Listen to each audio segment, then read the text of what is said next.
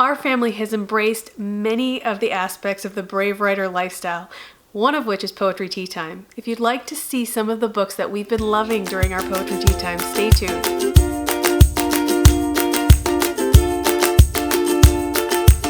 Hi everybody, welcome back to Project Happy Home. For those of you who don't know, I'm Tanya, an MD JD turned stay-at-home homeschooling mom of 3 kids ages 7, 4, and 2. When I first started homeschooling, I was inundated by a flood of information. In this day and age, there are books about homeschooling, blogs about homeschooling, YouTube channels about homeschooling, podcasts about homeschooling, and I felt flooded with information. There was so much stuff that people were doing that seemed amazing and good, and there was the classical method of education, the Charlotte Mason method, the eclectic method, the Thomas Jefferson method. Everything seemed to have lots of merit and lots of things that I wanted to incorporate, so I just started off calling myself an eclectic homeschooler right there. To my good fortune, I was lucky enough to run across Julie Bogart and her YouTube channel, and my homeschooling perspective changed entirely. Partly because I resonated so much with what Julie Bogart has to say. She is a veteran homeschooler of 5 children who are grown now and normal and doing what they want to do with life and are happy. So that's all I want for my kids. And she does a really good job of just calming a lot of the fears we have ourselves. One of the aspects of the Bravewriter lifestyle that Julie advocates is Poetry Tea Time. And once I incorporated that into our weekly schedule, I was amazed by how much my children loved it and how much I loved it and how easy it was to engage them for that time and just read poetry and jokes and things like that with them. And it's really, I think, one of my favorite things about homeschooling. And next year, we plan on incorporating a lot more aspects of the Bravewriter lifestyle into our official curriculum because it resonates more with me than anything else I've ever seen. Without making this video into a long love letter to Bravewriter and Julie Bogart, which I could easily do because I'm kind of like a crazy fan, I just wanted to show you some of the books that we've been loving for Poetry Tea Time and just some of the resources we've been using. So as I ran around the house and started collecting all the different poetry books that I have bought over the years for my children, I came to the stunning realization that I have an enormous collection of children's poetry books. What you see right here in front of you is just about, I would say, a third of all the poetry books I have, and for this particular age group. And I'm not incredibly surprised because I've always loved poetry, and whenever I ran across a good book of poems for children, I would pick it up. I would say that probably 90% of these books are from thrift stores. So great source for poetry books as well as fiction and nonfiction. So without boring you guys too much, I will get into it. I'm going to start by showing you one of my very favorite poetry books for children, and that's A Child's Garden of Verses by Robert Louis Stevenson, and it's illustrated by Fujikawa. I love his illustrations. I try to pick up any books that are illustrated by him from thrift stores. I think they are so beautiful. This is just the flyleaf, but I think it's so magical and childlike and lovely. The poems themselves, of course, are lovely, but I'll be honest with you, I bought this book mainly for the illustrations. My children really enjoyed this poem, My Shadow. I have another copy of A Child's Garden of Verses that I picked up at the thrift store as well, and I've enjoyed using them alongside each other, and if I find another I will do that as well. It's nice for each of the children to have a book to follow along with. So the poems are the same here, they're just obviously illustrated by someone else, so I think it's always nice to see different types of illustrations for the same poem. When we started doing Poetry Tea Time, one of the first poets that I thought of was Jack Prelutsky. About 10 years ago, he was actually the first U.S. Poet Laureate for children, and his poems are hilarious, and I remember reading some of them to kids when I used to read to children in elementary schools as a volunteer, and so I looked him up on eBay, and someone was selling a huge collection of Jack Prelutsky poem books. Another reason why you guys should look on eBay. And I got about a stack of 10 of them for, I think, about 20 bucks. So these poems are just really funny. This is My Parents Have the Flu Today. They are both sick in bed, and thoughts of things to do today are swimming through my head. My nimble brain is burgeoning with ways to misbehave. I'll give my brother's teddy bear a cut and a shave. And so they're very much like that. A princess laments. I kissed a frog because I'd heard that it would turn into a prince. That's not exactly what occurred, and I've been croaking ever since. So really funny little poems. So I have a bunch of books by him. Scranimals is a little bit different. It's actually beautifully illustrated, and it has like mixed up animals. So here are the broccolions, and here are the hippopotamushrooms, but just a really fun book. Monday's Troll, which is also illustrated by the same illustrator as Scranimals.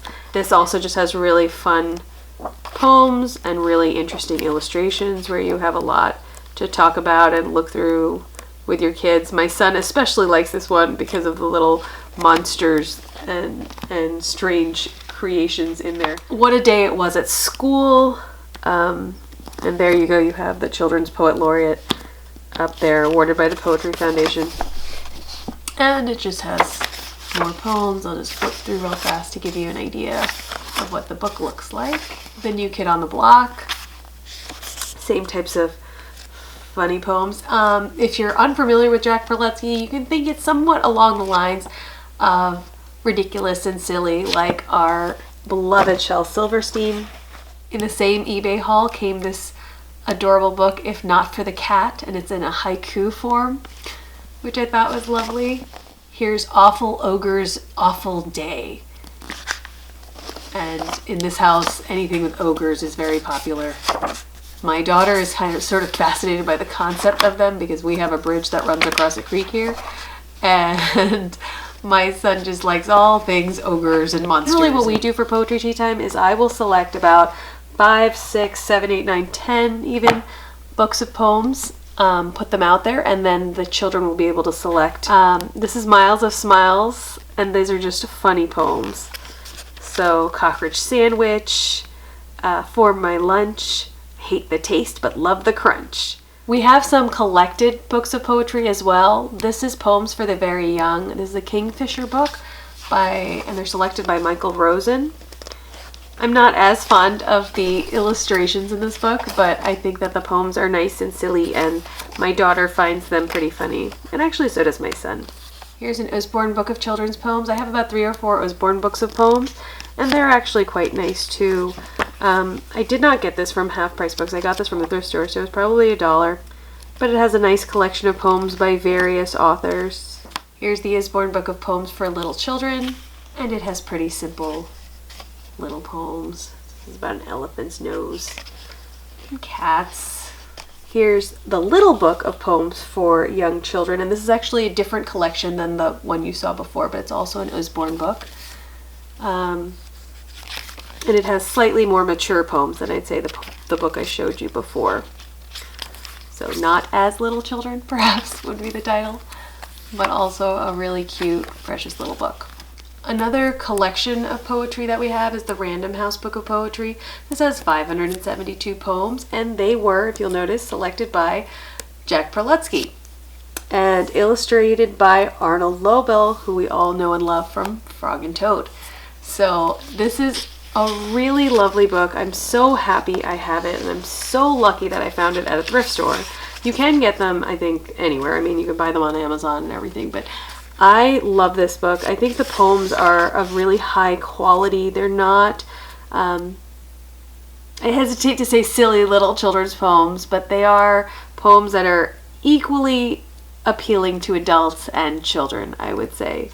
And I think they did a really wonderful job of picking poems that children of any age would like. So if you have a mix of children, I really do recommend this book. I think we've liked almost all the poems we've read here, whereas in some of the collections for very young children, there are some duds when you ask older children if they like them or not.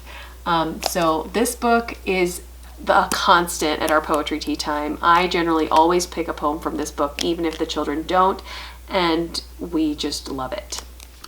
This is the Waldorf Book of Poetry. We only recently got this book. It is divided into sections by topic area. For example, you have sun, moon, earth, stars in one section, seasons, fables, animals, Shakespeare, numbers, and grammar in different sections. It has wonderful classic poems from everyone from Lewis Carroll to William Blake to Christina Rossetti.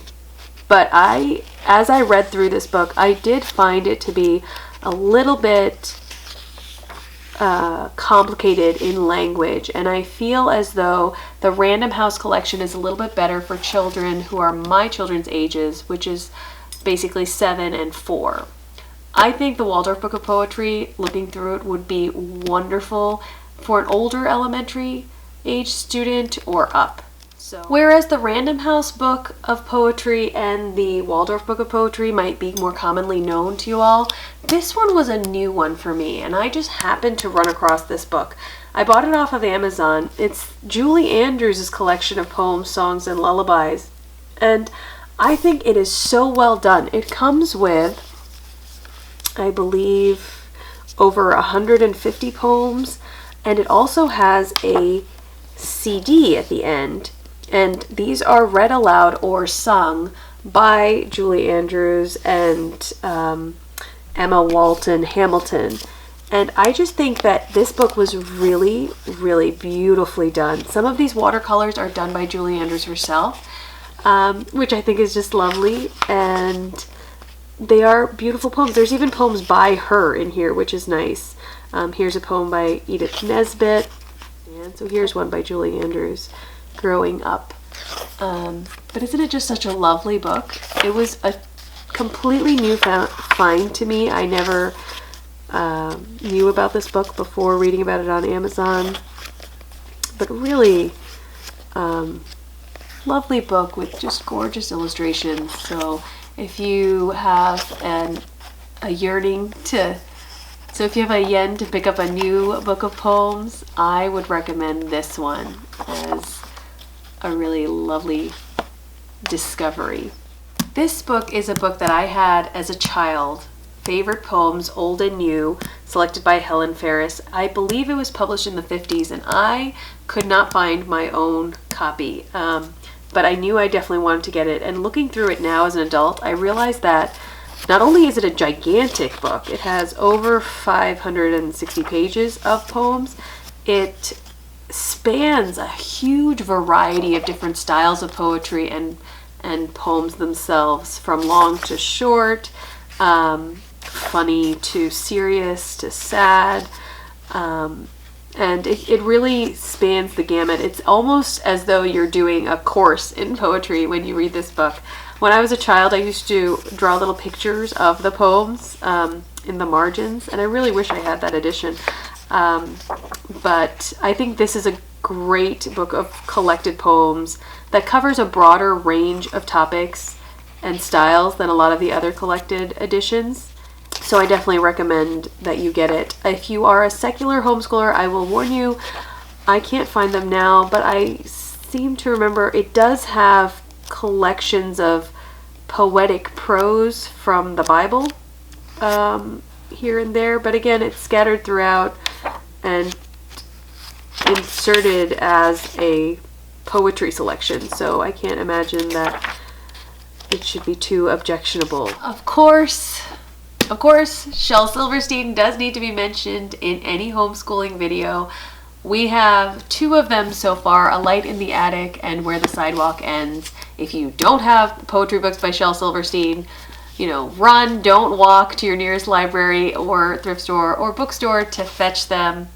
They are magnificent and funny, and your children and you will be laughing all over the place with them. We pass it on in African American poetry for children. This book has lovely illustrations, as you can see, and I think it's really important for us to be exposed to different cultures of poetry and different varieties of poetry and ethnicities of poetry, and not simply, dead Englishman's poetry. I'm a huge Robert Frost fan, so when I saw this book at a thrift store, I couldn't resist it. It's A Swinger of Birches, and it's a collection of poems by Robert Frost for young people.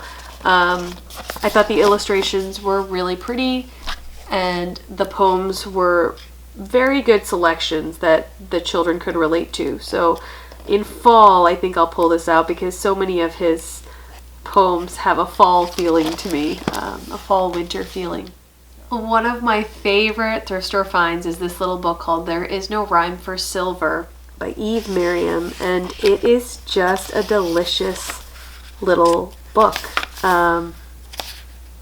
There is no rhyme for silver, but if you climb a hill very slowly, you can almost make it go. See? How adorable is that? And it's just lovely. Where is a poem as far away as a rainbow span? Ancient Cathay or Afghanistan? I just love poetry. I thought some of these were so beautiful to read to kids, and we're at a level where my son could read them to us as well, which is something I like. This was a fun little book I picked up at the thrift store. It's called A Rocket in My Pocket, and it's rhymes and chants of young Americans, and it has the rhymes we're also familiar with, like eeny, meeny, miny, mo, and ones that I've never heard of, like Mother dear, I sadly fear my appetite is always here, and other things. Christopher Columbus, what do you think of that? A big fat lady sat upon my hat. So I just think it's a really fun little book, and I just picked this up recently, so I think the kids will have fun with it at our next poetry tea time. Celebrations is a book by Scholastic, and it's really nice because it's split through the holidays. So you have a Valentine poem, a St. Patrick's Day poem, April Fool's Day, and you can just kind of pull them out for the holiday that's happening at the time and have them all in one place. One of the more random things that we do at Poetry Tea Time is also tell jokes, because my son loves to tell riddles and jokes, and these are two little joke books that I have for him. Funny All Over, Riddles to Read to Yourself, and the Usborne book of really awful jokes about school and other stuff. And this is a great little book. If you can pick it up, I recommend it. It has really funny jokes. This is just a really funny dictionary section here, and they're split up by topics. Like there's vampire jokes and rib tickling jokes, and there's test time jokes. My son just carries the book around sometimes and just keeps reading us jokes, which I'm happy to hear, because it's always nice to laugh, and some of them are really, really funny, which doesn't happen a lot in kids' books. So if you want to incorporate jokes into your tea time, you should go ahead and do that. So those were some of our favorite resources for Poetry Tea Time in our house. There are several other wonderful homeschooling moms who are participating in this collaboration started by Hannah over at Pepper and Pine. So I will link that playlist up above and in the description box below. Go ahead and check them out. I'm sure they have wonderful resources to share. If you haven't started a Poetry Tea Time in your own house, I strongly recommend that you do so. You will love it, and so will your kiddos. And if you haven't checked out Julie Bogart and her Bravewriter.com language arts curriculum, or just the blog, there's a wealth of comforting information there for homeschool moms. I'd like to thank Hannah over at Pepper and Pine for inviting me to participate in this collaboration. If you haven't checked out her channel, there's a wealth of information awaiting you over there as well, so be sure to do so. I will link her channel in the description box below. If you enjoyed this video, please hit the thumbs up and don't forget to subscribe. Thanks so much for watching, and I wish you a wonderful day.